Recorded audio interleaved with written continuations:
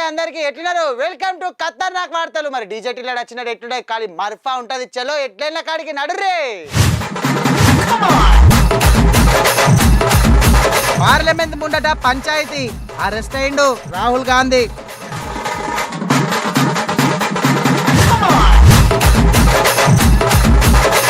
CM sir పట్టిండు బస్తీ బాట మన ప్రాజెక్టులన్నీ కలకల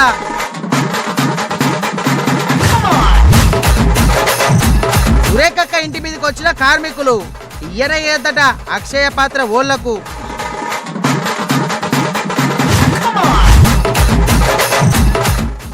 ఆంధ్రాకు చేరిన సినిమా పంచాయతీ ఎన్నటి తెగుతుందో ఈ లొల్లి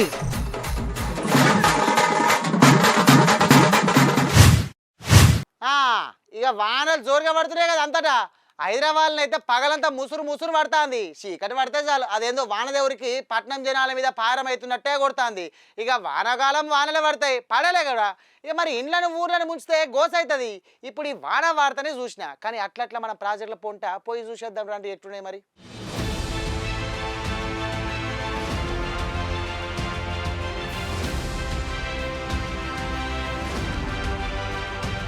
పట్నంలా ఏం వానలో ఏమో పోరి రోడ్లన్నీ చెరువు లెక్క మారుతున్నాయి ఇండ్లను ముంచుతున్నాయి సీఎం రేవంత్ సారు బస్తీల పొంట తిరిగి గోసవడ్డోళ్ల కాడికి పోయి ధైర్యం ఇచ్చిండు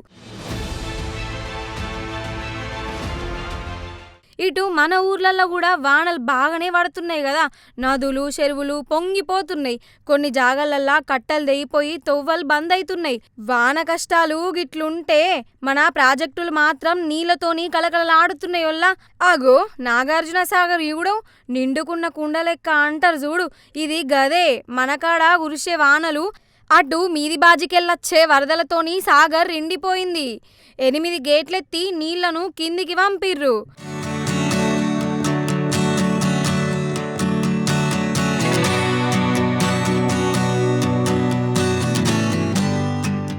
అటు శ్రీశైలం ప్రాజెక్టు ఇటు హిమాయత్ నగర్ కు కూడా మస్తు నీళ్ళొచ్చినాయోళ్ళ ఇక తెలంగాణలో ఉన్న జలపాతాలకైతే కొత్త అందం వచ్చిందోళ్ళ భోగాల జలపాతం చూడు నయగార జలపాతానికి తక్కువేం కాదని అనిపిస్తుంది కదా ఈ జలపాతంల కాడికి జనం వచ్చి సంబరపడుతుర్రు నీళ్ళల్లా ఆడుకుంటున్నారోళ్ళ మురిసి ముప్పందమైతుర్రు ఆడితే ఆడుకోరి గాని జర పైలమ్మరి సంబరంలో పడిపోయి సోయి లేకుండా ఉండొద్దు లేకుంటే అసలుకే మోసం రాగల్లా మళ్ళా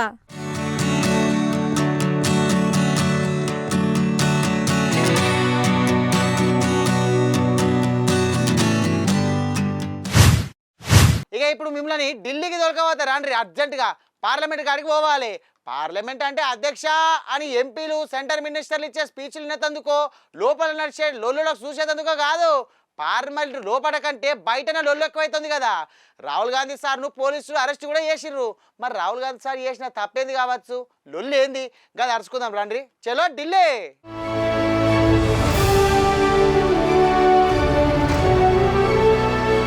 ఆగో చూసినవా ఎంపీలు పార్లమెంటు ముంగట ర్యాలీ దిద్దామని చూసిర్రు కానీ పోలీసులు అడ్డం పడ్డరు వీళ్ళు ప్రతిపక్షం ఎంపీలు ఇండియా కూటమోళ్ళు అయితే మొన్న రాహుల్ బాబు దొంగ ఓట్లు బగ్గున్నాయి ఎలక్షన్ సంఘపోళ్ళు బీజేపీలతోని చేతులు కలిపి దొంగ ఓట్లను నడిపించిర్రు అని ఏమో చెప్పే కదా ఇక ఎలక్షన్ సంఘపోళ్ళు కూడా రాహుల్ గాంధీకి సవాల్ చేసిండ్రు గట్లెట్లా చేసినామో రుజువు చేయి లేకుంటే దేశానికి స్వారీ చెప్పు అన్నారు అయితే ఈ ఓట్ల చోరీ మీదనే ప్రతిపక్ష పోళ్ళు పార్లమెంటు కాడికెళ్లి ఎలక్షన్ సంఘం ఆఫీసు దాకా ర్యాలీ చేసే పని పెట్టుకున్నారు ఇండి కూటమి ఎంపీలందరూ వచ్చి ఇగో గిట్లా ప్లకార్డులు పట్టుకొని ఈసీ ఆఫీసు దాకా ర్యాలీ తీసిండ్రు కానీ పోలీసులు అడ్డం పడ్డరోలా ఈ ర్యాలీకి వాళ్ళు పర్మిషన్ ఇయ్యలేదట పర్మిషన్ లేకున్నా గిట్లా 100 మంది రోడ్ల మీది కచ్చుడు తరీక కాదని సర్ది చెప్పిరట ముందుగాల అయినా ఈ ఎంపీలు ఇండ్లే ఈసీ ఆఫీస్ కు పోతామనుకుంటేనే అడుగు ముందుకేసిండ్రు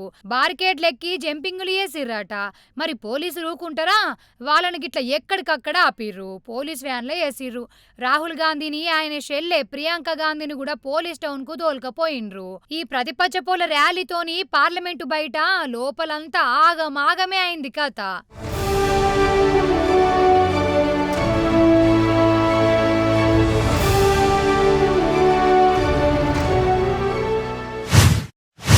ఈ బెట్టింగ్ యాప్లకు అగ్గిపెట్ట ఎంతమంది గోస పెట్టుకుంటారో ఈ దిగుమాల యాప్లతోని అవునా కాదా ఫోన్లో పైసలు పెట్టి ఆడాలి సార్ లచ్చలు కమాంచవచ్చని సాటింపేసిర్రు. ఇక ఒక్క రోజుల్లో లక్షాధికారులు కావచ్చని చాలా మంది బెట్టింగ్లు చేసిర్రు. లక్షాధికారులు కాదు కదా, బిచ్చ పోలు అయిపోయారు, పానాలు కూడా తీసుకున్నారు. అయితే ఈ బెట్టింగ్ యాప్లు అడ్వర్టైజ్ చేసిన వాళ్ళ సినిమాల మీద కేసులు పడ్డాయి కదా. అగో మన లీడర్ రానా అన్నను ఈడీ వాళ్ళు ఎంక్వైరీ చేసిర్రు. మరి అన్న పోయి ఏం మాట్లాడిండు, ఏం ఎంక్వైరీ నడిచింది అరుచుకుందాం రండి.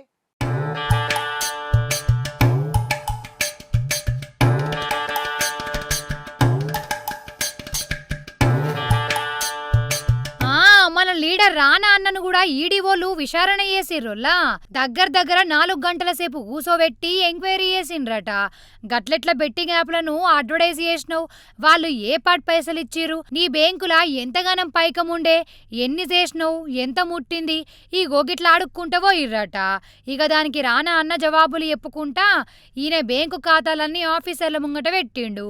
ఇక విచారణ ఓడిచినాక డైరెక్ట్ ఇంటికే పోయిండు, ఎవ్వరితోని ఏం మాట్లాడలే. ఈ బెట్టింగ్ యాప్లతోని బొచ్చెడు మంది ప్రాణాలు పోయినాయి కదా.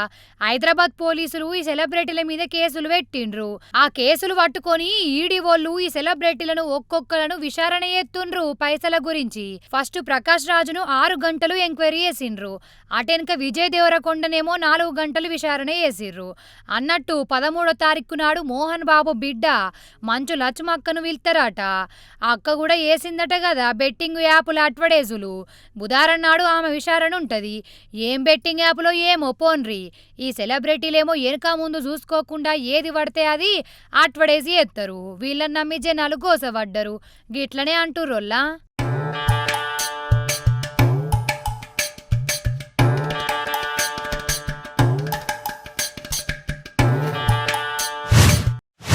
అవు కానీ సినిమా షూటింగ్లు బంద్ పెడతామని మొన్న చెప్పా కదా. ఇటు నిర్మాతలకు అటు వర్కర్ల నడమ జీతాల కాడ పంచాయతీ నడవబట్టే కెమెరాలు మూలకు పెట్టిరట. మరి ఆ పంచాయతీ ఏడు దాకా వచ్చింది కావచ్చు. ఎవరైనా తగ్గట్టు వేసిర్రా, మెట్టు దిగచ్చిర్రా, వాళ్ళ కాడికే పోయి తెలుసుకుందాం పాండ్రి.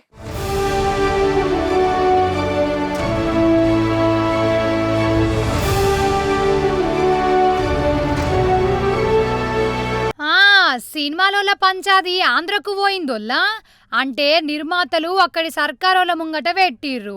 షూటింగులు బంద్ అయిపోయినాయి కదా. ఇన్నొద్దులు కార్మికులు నిర్మాతలు చర్చలు గిర్చలు అనుకుంటా మాట్లాడుకున్నారు. కానీ ఎటు తెగుతలేదాయే, ఎవ్వరు తగ్గుతలేరాయే. సమ్మె కార్మికులంటే షూటింగులే బంద్ అని ఫిలిం ఛాంబరోళ్ళు నిర్ణయం తీసుకున్నారు. సోమవారం నాడు నిర్మాతలందరూ ఆంధ్రకు పోయి అక్కడి సినిమాల మంత్రి కందుల దుర్గేశ్వర్తోని మీటింగ్ పెట్టిండ్రు. వాళ్ళ బాధలన్నీ చెప్పుకున్నారు. గిట్ల సంగతి వాళ్ళేమో గట్లంటారు, మా పరిస్థితి ఏమో గిట్లున్నది, షూటింగులు నడవకుంటే అందరికీ లాసే అవుతుంది, మరి మీరేమంటారు అని ఇట్లా మీటింగ్ నడిచిందట. మీటింగులో ఏం మాట్లాడిరో చెప్తుర్రినుర్రి. ఆంధ్రప్రదేశ్ రాష్ట్ర ప్రభుత్వం తెలుగు సినిమా పరిశ్రమకు ఇస్తున్నటువంటి సహకారం, ఈ శాఖ సినిమా పరిశ్రమ అభివృద్ధి గురించి చేస్తున్నటువంటి కృషి గురించి తెలుగు సినిమా నిర్మాతలు ముఖ్యమైన వారు వచ్చి ప్రత్యేకంగా అభినందించడం జరిగింది. ముఖ్యంగా ఈ రాష్ట్రంలో పరిశ్రమ అభివృద్ధి చెందడానికి ఏ రకమైనటువంటి అంశాల మీద దృష్టి పెట్టాలనేటువంటి ఆలోచనని వారు చర్చించడం జరిగింది. దాంతోపాటు ప్రధానంగా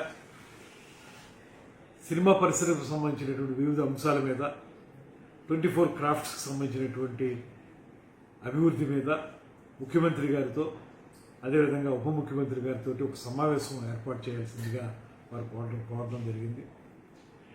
దాంట్లో భాగంగానే వారు అనేక అంశాలని సినిమా పరిశ్రమకు సంబంధించినటువంటి కొత్త సినిమాల రిలీజ్ విషయం కానివ్వండి, షూటింగ్ల విషయం కానివ్వండి, అదేవిధంగా ఒక ప్రత్యేకమైనటువంటి ఇంకో దిక్కు ఇటు తెలంగాణ నుంచి సినిమాల మంత్రి కోమటిరెడ్డి వెంకటరెడ్డి సారు కూడా ఈ పంచాయతీ మీద నజరేసిండు.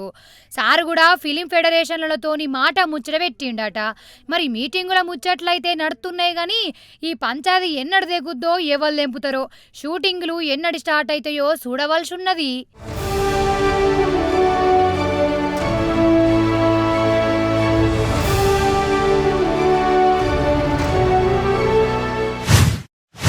అవుగాని రాఖీ పున్నంకి రాఖీలు కట్టేందుకు పోయింది. మరి మా భాగ్యమ్మ వచ్చే వరకు ఆలస్యమైందంటే నేను కూడా కూర్చున్నా ఇయ్యల్లా. మరి ఇంతకు ఇప్పుడన్నా ఇంటికి ఏరిందా లేదా? అగో రాకెట్ల పుణ్యం ఏమో ఘోరం అయిపోయినాం కానీ రోజు కూడా కాలెట్టు వక్కిందో దాని పాడుగాను. నీది కాలు దొక్కింది నన్ను కూడా ఒకసారి చంద్రముఖిని చేసి వారేసింది దాని ముసలిది తూం తూం తూం. ఏ బట్ట వల్ల దొరకలు వస్తుంది నీ గత్తరు ఇంకా ఇప్పుడు కూడా ఇంకెట్టవి ఇట్లా తోమట నడు ఇంటికి టైం అవుతుంది. వా ఏం పాడుగా నడుమంతా నొత్తుంది ఆనే. అది మన ఆర్ఎంపీ నర్సయ్య ఉంటే పోయినాక ఫోన్ చేసి ఫోన్ చేస్తుందా? ఇవ్వనే ఇంకా రేపు ఎట్లా ఆడతలే కాదే నేను దొక్కిర్రు బొత్తులే నేను నాలుగేసి దొక్కిర్రు కాదే. పోయేమో గంతగానం దొక్కిర్రా నీ కాళ్ళు. నువ్వు నాన్న ఓ దాయే దాయే ఓ నల్లలాగా వేడున్నవే అంటే నువ్వు దాంతో ఫైటింగులు గీటింగులే వేయబడుతుంది. ఇక్కడ కూర్చుంది దాయ ఎట్లా అవుతుందిగా పాయ కూస్తుందా మంచిగా బాగైంది నీకు అట్నే కావాలి. ఈ చిల్లుగాడు ఏం చెప్తాడు ఈ చిల్లుగాడు ఏం చెప్తాడు ఉన్నాడు పోనన్నా లేకపోయి తిలుగానికి పోనన్నా చేద్దామంటే అవ్వా ఓ నల్లదానా నీ నల్ల మొక్కపు దానా నువ్వన్నా ఆటో మాట్లాడలేవ్వే చచ్చిపోతున్నా. ఆటో ఎట్లా మాట్లాడతారు ఏదో నాకు తెలియదు. ఏం తెలిసే ఈ ఆ టిల్లుగాడు ఏడవన్నాడు ఏందో. ఆటో ఫోన్లో బుక్ చేసుకుంటారట కాదే నాకు ఫోనే లేదు. భాగ్యా ఓ భాగ్యవ్వా ఏమైందవ్వా అప్పుడే ముసలి దాని అయిపోయినావా? అట్లా నడబడుతుంది సుట్ట గిట్లా కావాలన్నా ఏంది పండ్లు రాలిపోయినాయా? అగో గామనైతే పిచ్చిదాని లెక్క చేస్తాంది. ఓ పిచ్చి తల్లి ఎర్రగడ్డ ఆటో కావాలన్నా ఏంది నీకు? ఏంద్రా మా తండ్లట మాకుంటే నీకు ముసల్లా లెక్క కనబడుతున్నావు. నీకు ఇట బస్సు ఎక్కితే నీకు అర్థమయ్యేది. నీకు రాకెట్లు గట్ట గిట్ల వేయన్నా కథం. ఇక బస్సులో పోతున్నానా లేకపోతే నేను నరకయాత్రకు పోతున్నానా నాకైతే సమజ్ కాలేదురా. నావో కాళ్ళని నొత్తున్నాయి వేసి దొక్కిర్రా మొత్తం కలిసి. ఇంకా నువ్వు ముసల్లాను మనబడుతుంది. అబ్బరా బిడ్డ ఊరికి పోయి ముసళ్ళు అయిపోయి రయ్యింది ఇల్లు. ఊర్లో ఎవరైనా మంత్రాలు చేసి రయ్యింది. ఓ బాపమ్మ ఓ అమ్మమ్మ ఓ ముసల్దానా డీజేగా నీ కాళ్ళు తిరగొడితే ఇంకోసారి బాపమ్మ అదంటే లేవే మనం పోదాం. బాపమ్మ అనట ముస్లమ్మ అనట ఏమనుకుంటున్నావురా నువ్వు? బాపమ్మ ముస్లమ్మ నువ్వు బస్సులో వస్తే నీకు ఎరకాయి ఉండు. అగో గట్ల అంటారు ఏంది వీళ్ళు? రాఖీలు కట్టి అన్నల కాడ మంచిగా కట్నాలు తీసుకురు కదా ఇప్పుడు గోస అంటారు ఏంది నాకు అర్థం కాదు. కట్నాలారా ఇంకేడున్నాయి రా బస్సులన్నీ తెక్కి తొక్కినాక కట్నాలన్నీ గుంజుకున్నారు కాదురా. ఆగు మనెంబడి మంచిగా వస్తున్నావు కానీ రాకెట్లు కట్టినామని పైసలు తీసుకున్నామా పానం మీద కచ్చేటట్టు ఉంది. నేను కట్టి ఇట్లా వేనమ్మా చూడవు కాలు ఇట్లా దొక్కిందో దాని పాడుగా తెగిపోయిందిరా చూడు నా చెప్పులు లేవు దాని పాలల్ల చక్కెర అంత ఎత్తుకపోను ఎక్కడన్నా దాని పాడుగాను. మరి ఆనే ఉండకపోయినావు కైకిలు చేసుకుంటా ఉండకపోతేవి. అగో రాజయ్య మామూలకు కూలి కావాలన్నట పోనడా. నీ కూలి కూడా వడెత్తు నేనేమంటున్నా నువ్వేమంటున్నావురా? నీ ఏమన్నా అంటే కర్రె మొక్కపోడా నువ్వు మంచిగా ఉన్నావు ఇంట్లో కొమరేమేమో తీసుకురాలి ఇంకా నయమైంది పాపం. ముసలోని అత్తే పీనిగా వెళ్ళిపోవు ఆయంత ముసలోంది నావా తీసుకురాందే నయమైంది. ఎట్లా వచ్చినావు ఏం పాడు ఈడి దాకా కూడా రాకపోవు. బస్సులో నువ్వు బాక్సింగ్ చేసినావు కావచ్చు నాకెరికే. ఆవు మొత్తం ఎట్లా బాక్సింగ్ చేసినా అనుకున్నావు. నెక్స్ట్ ఇయర్ ఇవుడు ఛాంపియన్ అయితా నేను గుద్దుతా అందరినీ పోయి. ఈ నల్లనాగవ ముఖాన్ని అద్దలు చూసుకున్నావా ఛాంపియన్ అయిద్దట కాపాడే నల్లనాగవ్వ అంటే వెనకాలకు గిట్ట గిట్ట పెడుతుంది.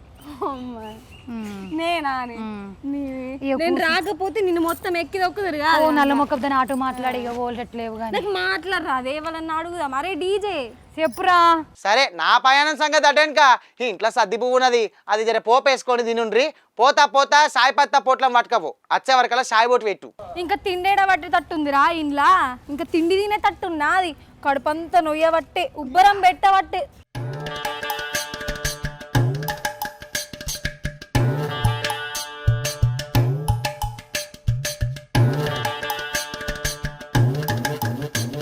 పబ్లిక్ చూసిర్రా మా అక్కలే పండుగ ప్రయాణాలు నేను పోతాను అనుకుంటే ఉరికిర్రు. వచ్చేటప్పుడు ఇగో గిట్లా వచ్చిర్రు. బస్సులు బాగా తిప్పలు పెట్టినట వాళ్ళను. అయినా పండుగల పుట్ట జరని ఎక్కువ బస్సులు అయితే ఏమవునో ఏమో వీళ్ళకు. మోసం మోసం మోసం దగా దగా దగా వెనుక దగా ముందు దగా కుడి ఎడమ దగా దగా గంతే పట్టుర్రి.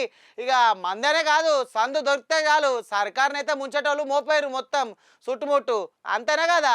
పెద్దోళ్ళ వైద్యం కోసం సీఎం చేసే సాయాన్ని కూడా కొందరు దొంగలు ఇక పొతం పడుతూనే ఉన్నారు. గరీబోళ్ళకు రావాల్సిన లక్షల లక్షల రూపాయలు జోబులు వేసుకుంటున్నారు.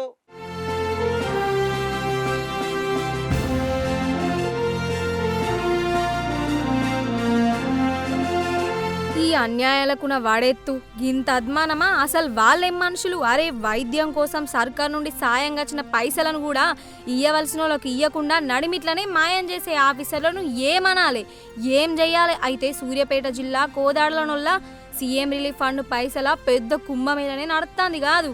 అయితే గీ అన్న పేరు గద్దె వెంకట్రావు 2022లా గుండె ఆపరేషన్ చేయించుకున్నాడు. పైసలు తక్కువ పడితే సీఎం రిలీఫ్ ఫండ్కు కాగితం పెట్టిండు. ఆ కాగితం అటే పోయింది. పైసలు వచ్చినాయో రాలేదో తెలియదు.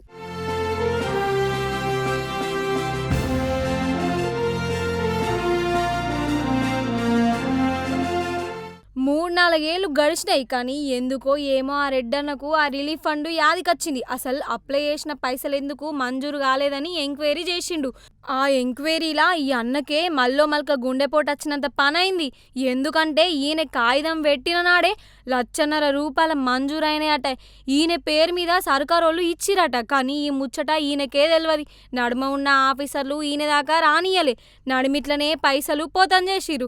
ఈ అన్న ఏమంటుండో ఇందాం. చెప్పే అసలు ఏమైంది, ఏంది కథ? మాకు మళ్ళీ 4 సార్లు వెళ్ళాము, ఇంకేమైనా వస్తాయేమని ఆయన చూస్తే వాళ్ళ పాతయన్ని రికార్డు తీసిండ్రు, వాళ్ళ దగ్గర ఉన్న చెక్కులు ఏమైనా ఉన్నాయని. ఎక్కడ దొరకకపోతే అప్పుడు సీఎం ఆఫీస్కే పోయి కనుక్కోండి అంటే అక్కడ సీఎం ఆఫీస్కి వెళ్ళి అక్కడ కనుక్కుంటే ఫైల్ ఎప్పుడో అయింది, దానికి చెక్కు కూడా అయిందని చెప్పారు. తర్వాత ఇంకా పూర్తి డీటెయిల్స్ కనుక్కుంటే అప్పుడు దాదాపు ఎప్పుడంటే మా చెక్కు ఆగస్టు 30వ తారీఖు 2023లో చెక్ అయింది. తర్వాత ఏప్రిల్ 19, 2024లో డ్రా అయినట్టుగా తెలిసింది. అది ఎక్కడ డ్రా అయింది అని అంటే Jaggayyapeta branch, state bank of India Jaggayyapeta బ్రాంచ్లో గడ్డం వెంకటేశ్వరరావు అనే పేరుతోని అది డ్రా చేయడం జరిగింది. అది దాని మీద మేము అతన్ని కన్సల్ట్ అయ్యి అడిగాము. అడిగితే నా పేరే వచ్చిందని చెప్పాడు. నీ పేరు ఎలా వస్తుంది, ఆంధ్ర తెలంగాణ చెక్కు ఆంధ్రాలో ఎట్లా వస్తుంది అని అన్నాం. దానికి అతను నకిలీ పడి నేను ఒక్కనే కాదు ఇంకా 4 ఉన్నారు దాంట్లో అందరు మార్చుకొని తీసుకున్నాం అని చెప్పారు. దాంతో ఇక మాకు ఏం కాకపోతే వాళ్ళు మా మాట లేకపోతే సిఐ గారి దగ్గరికి వచ్చి ఇట్లా కేసు పెట్టాము. ఆయన వాళ్ళని తీసుకొచ్చేసి ఎఫ్ఐఆర్ కనుక చేశాడు. అది వాస్తవం తెలిసి అక్కడ బ్యాంక్ రిపోర్ట్ కూడా వాళ్ళు తీసుకున్నారు. సిఐ గారు వాళ్ళు తీసుకొని ఎఫ్ఐఆర్ చేశారని. అగునట ఈ అన్నకు మంజూరైన లచ్చనరా అప్పటికే మాయం చేసిర్రంటే మరి వాళ్ళు ఎన్నాళ్ళ బట్టి ఈ దందా చేత్తన్లు కావచ్చు. ఎన్ని సీఎం రిలీఫ్ ఫండ్లు పైసలను మింగవచ్చు, ఎన్ని లక్షలను మింగిర్రో. పెద్ద కుంభకోణమేనా కాదా ఇది? కాదు, ఇట్లా పైసలు మింగినోళ్లకు కొంతనన్న మానవత్వం అనేది ఉండదా? అరే ఆపరేషన్ కోసం గరీబోళ్లకు సాయం చేసే పైసలను కూడా వీళ్ళే తీసుకుంటున్నారంటే ఎంత ఘోరమది అసలు. అంటే వీళ్ళ పానాలు ఏమన్నా గానా ఎటన్నా పోనా, వీళ్ళ కడుపులు మాత్రం నిండితే జాలా? ఏం చేసుకుంటారోలా మందిని ముంచి కమాయించిన పైసలను?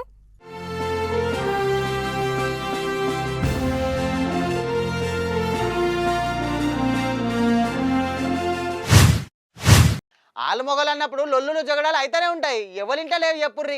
మీ ఇంట్లో లేవా, పక్కింట్లో లేవా, మా ఇంట్లో లేవా? అసలు లొల్లు లేని ఇల్లే ఉండదు. యాస్టకు వచ్చినంత సేపు ఆలు మొగలు ఒర్రుకోవాలి. అటెనక ముత్తమని మంచినీళ్ళు తాగి మళ్ళీ ముచ్చట పెట్టుకోవాలి. గంతేగాని ఇక బోళ్ళు ఎత్తేసుడు, షీపురు గట్ట మర్రేసి కొట్టుడు తరిగా కాదు కదా. అంతెందుకు, ఒక యాక్టర్లో ఇంటామె షీపురు గట్టతో కొట్టింది, బలిమిటికి జీవి తీసుకున్నాడు.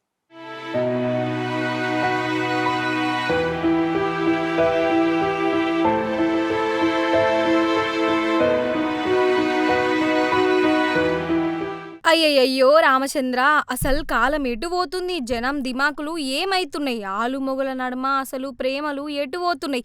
ఏం అర్థమైతలేదు. డైరెక్ట్ ముచ్చట్లకే పోదాం. ఈయనే కన్నడ యాక్టరు, టీవీ సినిమాలల్లా చేసిండు. పేరు సిద్ధి. అయితే 10 రోజుల కిందట ఊరేసుకొని చచ్చిపోయిండు. ఇల్లు గడవక పైసలు లేక కాలం చేసిండని కొందరు అనుకుంటున్నారు. కానీ కాదట. ఇంటామే ఈయనను కొట్టిందట. అది కూడా షీపురు కట్ట మర్రేసి కొట్టిందట. ఇక భార్య షీపురు కట్ట మర్రేసి కొట్టే వరకల్లా ఈయనకు ఇజ్జత్ అనిపించి తూ ఎందుకు ఈ బతుకు, ఇది ఓ బతికేనా అనుకుంటా బల్మీటికి పానం తీసుకున్నాడట. ఇక కర్ణాటక పోలీసులే దర్యాప్తు చేసి మరీ చెప్పిరు ఈ ముచ్చట. అసలైతే ఈయనే కామెడీ యాక్టరు. టీవీలల్లా సినిమాలల్లా మస్తు జోకులు ఎత్తాడు, జనాలను నవ్విస్తాడు. కానీ ఈయన జీవితంలో మాత్రం నవ్వులు లేకుంటాయినాయి. ఇంటికి పోతే నరకమట, ఇంటామే కొట్టుడట. లాస్టుకు షీపు కట్టతోని కూడా దెబ్బలు తినే వరకు బతుకు వేస్ట్ అనుకుంటా బల్మిటికి పానం తీసుకున్నాడట. అంటే నేను చెప్పేది ఏందంటే మీదికి కనిపించేదంతా వాస్తవం కాదుల్లా. బయట ఎంత పైల్వాన్ లెక్క పులి లెక్క ఉన్నా ఇంట్లోకి పోతే కొందరికి నరకమే కనబడుతుంది కదా. అయినా కలకాలం కలిసి ఉండేటోళ్ళు గిట్లా సంపుకునుడు, సచ్చేదాకా లొల్లులు పెట్టుకునుడు ఎందుకో? కుటుంబాలను రోడ్డు మీద పడేసేతందుకు కాదా?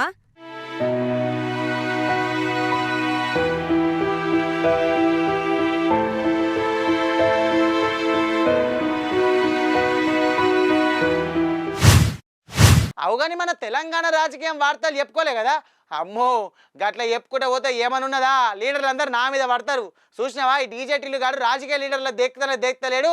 మేము గిన్నిగానం మాట్లాడుతుంటే మా గురించి ఒక్క మాట కూడా చెప్తలేడని మస్తుగా ఫీల్ అయిపోతారు కావచ్చు. మరి నేను వాళ్ళని ఫీల్ చేసుడు ఎందుకు కదా అని రాజకీయం ఏందో చూద్దాం రండి.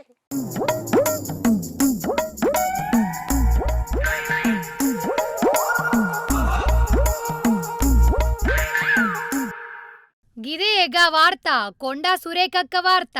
వీళ్ళందరూ సురేఖక్క ఇంట్లకు పోయేతందుకు వస్తుర్రు, కానీ పోలీసులు ఆపుతుర్రు.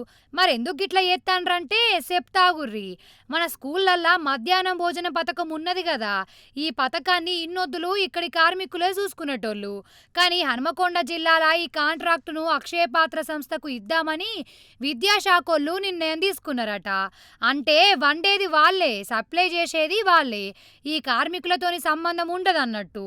20 ఏండ్ల సంధి మధ్యాహ్న భోజనం పథకంలా మేం పనిచేస్తే ఇప్పుడు అక్షయ పాత్రులకు ఇచ్చుడేందని ఈ కార్మికులు రోడ్ల మీదకి వచ్చిర్రోల్లా. డైరెక్ట్ కొండా సురేఖక్క ఇంట్లకే పోదామని చూసిండ్రు. రోడ్ల మీదకొచ్చి ఆందోళన చేసిండ్రు. కానీ పోలీసులు లాఠీ చార్జీ చేసిర్రట. ఈ అక్క బాధ ఏందో చెప్తుంది ఈనుండ్రి.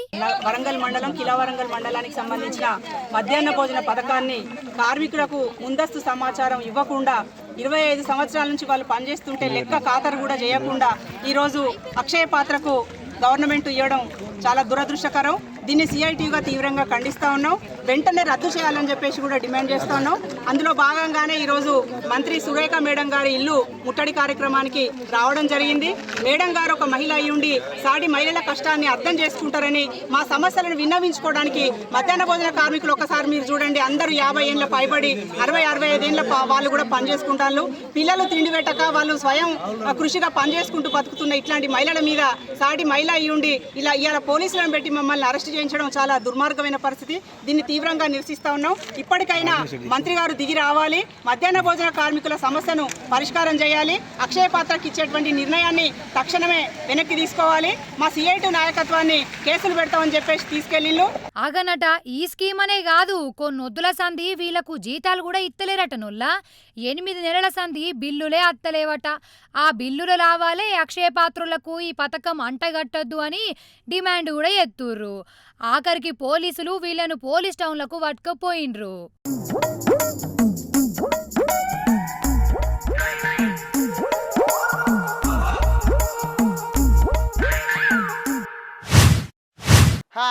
ఇవి ఇలాంటి ఖతర్నాక్ ముచ్చట్లు. మళ్ళొక ముచ్చట్తో మళ్ళీ కలుస్తా. గప్పదాగా చూస్తానుండ్రి ప్రైమ్ 9. పార్లమెంట్ ముందట పంచాయతీ అరెస్ట్ అయిండు రాహుల్ గాంధీ.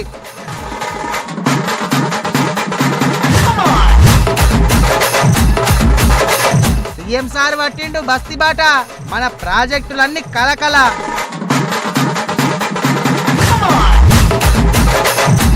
సురేఖక్క ఇంటి మీదకి వచ్చిన కార్మికులు ఇయ్యనయ్యేదట అక్షయ పాత్ర ఓళ్లకు.